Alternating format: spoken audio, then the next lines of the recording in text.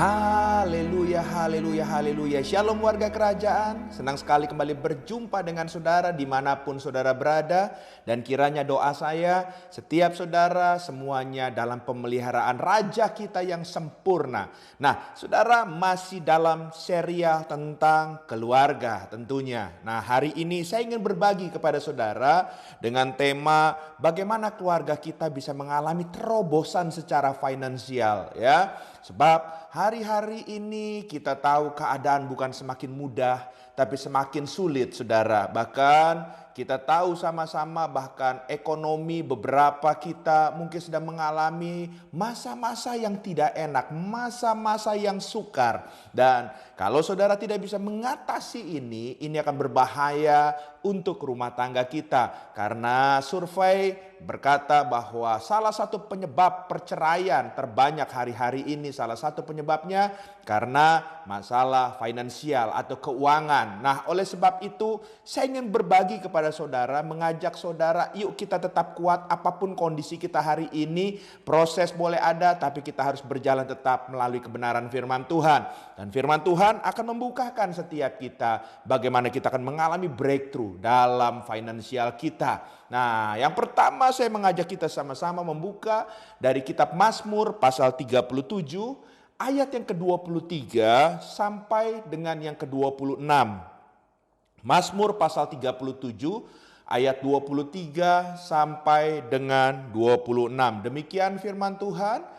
Tuhan menetapkan langkah-langkah orang yang hidupnya berkenan kepadanya.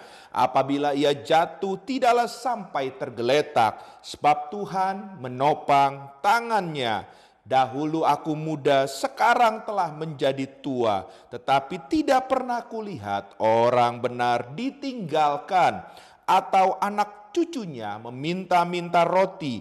Tiap hari ia menaruh belas kasihan dan memberi pinjaman, dan anak cucunya menjadi berkat. Haleluya, haleluya. Jadi saudara terkasih dalam Tuhan, dengan jelas pemazmur mengajarkan kita supaya kita mengalami terobosan secara finansial. Seperti pemazmur berkata bahwa langkah-langkahnya itu diatur oleh Tuhan. Kalaupun diizinkan ada sesuatu yang terjadi yang buruk, Tuhan tidak pernah membiarkannya. Tangannya itu akan menopang agar dia tidak jatuh tergeletak. Bahkan di ayat yang ke-25 dan ke-26 dia bilang bahwa sampai tua pun Tuhan memelihara langkahnya. Dan bahkan dia bisa memberikan hal-hal yang baik, bukan hanya untuk anaknya tapi cucunya. Dan saudara, tentunya di balik semuanya ini, orang yang diberkati oleh Tuhan, pemazmur bicara bahwa orang itu adalah orang yang harus hidupnya benar di hadapan Tuhan. Katakan sama-sama, hidup benar. Haleluya. Nah, saudara, kalau kita kepingin keluarga kita mengalami terobosan secara finansial,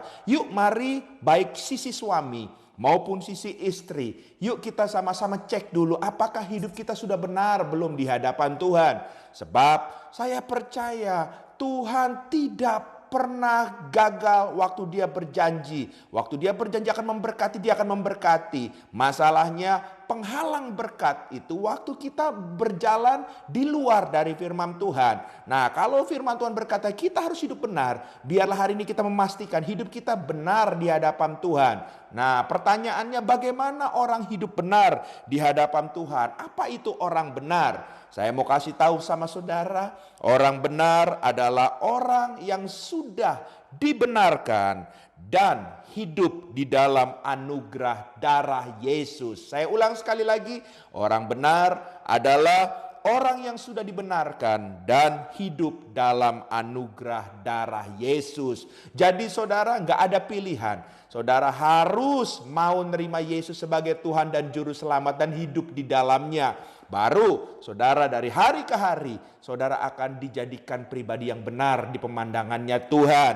Sebab kalau di luar Tuhan, saya mau pastikan bahwa saudara terkasih dalam Tuhan, bukan hanya saudara, tapi keturunan saudara akan mengalami hal-hal yang tidak baik. Mari kita lihat sama-sama ya. Keluaran pasal 20 ayat yang ketiga sampai dengan yang kelima. Demikian firman Tuhan, jangan ada padamu Allah lain di hadapanku. Jangan membuat bagimu patung yang menyerupai apapun yang ada di langit, di atas, atau yang ada di bumi di bawah, atau yang ada di dalam air di bawah bumi.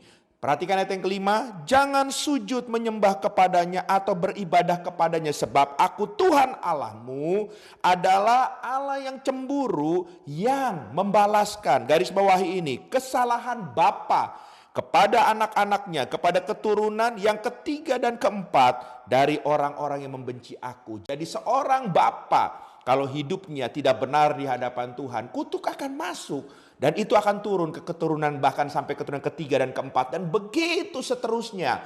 Makanya ada kutuk kemiskinan, ada kutuk kesusahan dalam kehidupan ini. Kita lihat ada orang-orang tertentu hidupnya susah terus, padahal dia rajin sebetulnya. Mungkin dari nenek moyangnya juga ada kutuk yang mengikat dia. Dan itu harus diputuskan. Makanya oleh karena anugerah Tuhan, biarlah darah Yesus kita terima supaya kita menerima anugerah yang luar biasa itu. Menjadi pribadi yang benar di hadapan Tuhan. Haleluya. Yang kedua, saudara terkasih dalam Tuhan. Yang pertama, supaya mengalami breakthrough secara finansial harus hidup benar. Baik sisi suami istri dalam keluarga. Lalu yang kedua, ya, mari kita lihat sama-sama dalam kebenaran firman Tuhan. Ya, firman Tuhan ini mengajarkan sesuatu yang luar biasa. Kenapa kita nggak pernah mengalami breakthrough dalam finansial? Ya, sebetulnya kadang-kadang kita menerima penghasilan, kita nggak bisa mengelolanya. Sehingga ada pepatah yang berkata, ya, kita selalu lebih besar pasak daripada tiangnya, ya. Dan ini di akhir zaman ini banyak juga pasangan-pasangan muda yang keseret dengan arus dunia, gaya hidup hedonisme, ya. Dan bahkan banyak juga sekarang lagi rame tentang crazy rich, ya, berlomba-lomba, ya, mau jadi crazy rich, ya, nggak tahu caranya bagaimana, tapi yang penting penampilannya wow gitu saudara, ya, padahal ujungnya nanti berbahaya. Nggak ada yang instan, semuanya harus berproses. Oleh sebab itu saudara terkasih dalam Tuhan, saya cuma mau bilang begini, bukan soal uangnya saja, tapi kita bagaimana mengelolanya. Sebab kalau saudara pun diberkati secara luar biasa tapi saudara nggak bisa mengelola, seberapapun banyak dengan gaya hidup saudara yang hedonisme, saudara akan habis semua apa yang Tuhan percayakan dalam hidup saudara. Oleh sebab itu pengelolaan itu penting, ya. Hal yang kedua, untuk bisa mengelola dengan baik, saudara perlu yang namanya financial wisdom.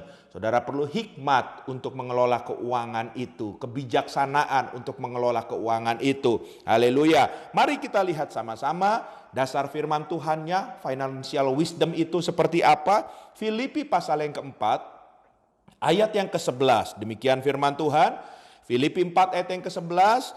Kukatakan ini bukanlah karena kekurangan, sebab aku telah belajar mencukupkan diri dalam segala keadaan. Haleluya. Dia nggak kurang, tapi dia nggak sombong. Tapi yang paling penting bukan soal dia berlebihnya, tapi bagaimana dia mencukupkan diri dengan apa yang dia punya. Haleluya. Bahkan di Ibrani pasal 13 ayat yang kelima, ya, dikatakan, Ibrani 13 ayat yang kelima, janganlah kamu menjadi hamba uang dan cukupkanlah dirimu dengan apa yang ada padamu, karena Allah telah berfirman, aku sekali-kali tidak akan membiarkan engkau dan aku sekali-kali tidak akan meninggalkan engkau. Katakan amin. Haleluya. Ya, jadi di sini saudara terkasih dalam Tuhan, di Ibrani ini diulang sekali lagi, jangan jadi hamba uang yang selalu berbilang kurang.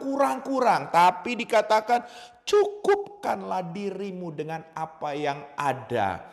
Financial wisdom itu berbicara tentang bagaimana kita bisa mencukupkan diri dengan apa yang ada. Kelola dengan baik, dengan hikmat Tuhan. Sehingga hidup saudara akan limpah dengan ucapan syukur. Hati saudara tenang, tidur saudara nyenyak. Dan banyak ide-ide hikmat yang baru dalam saudara beraktivitas dan bekerja atau mengembangkan apa yang Tuhan percayakan. Dan saya percaya hati yang dingin, pikiran yang dingin, yang tenang semuanya akan membuat apa yang Tuhan percayakan akan terus berlipat ganda, bertambah-tambah. Haleluya, haleluya. Tuhan memberkati dua hal ini dan saya berdoa bisa menolong kita sehingga ada breakthrough secara finansial kita. Hidup benar dan financial wisdom dengan hidup cukup. Haleluya.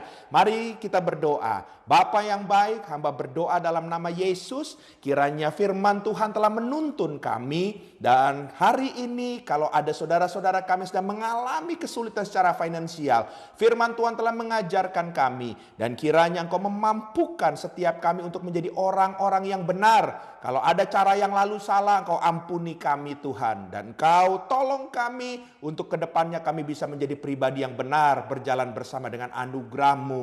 Dan kami berdoa, biarlah Kau terus tambahkan hikmat, sehingga kami semua bisa berkata cukup dengan apa yang Engkau berikan kepada kami. Terima kasih dalam nama Yesus. Haleluya.